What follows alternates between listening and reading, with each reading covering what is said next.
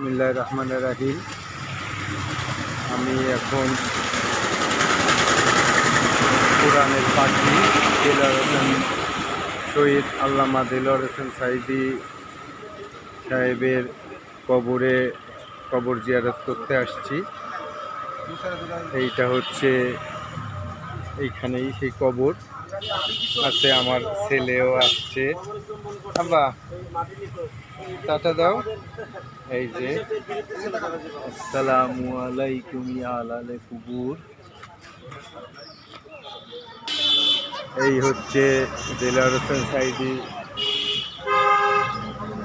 কবর, যেখানে কোরআনের পাখির কবরস্থান।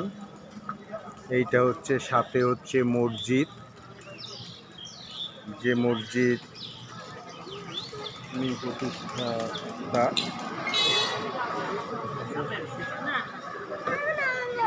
নামাজ পড়া লাগবে না। এই হচ্ছে কবরে ঢোকার পথ।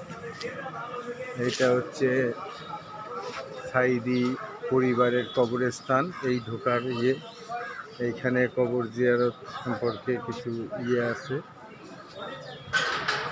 সাদাশো এই হচ্ছে আমি দেলোয়ার হোসেন সাঈদী কবর জিয়ারত করতে আসছি। আসো এদিকে আসো। এই হচ্ছে অনেক, এই মাঠেই দেলোয়ার হোসেন সাঈদীর জানাজা অনুষ্ঠিত হয়।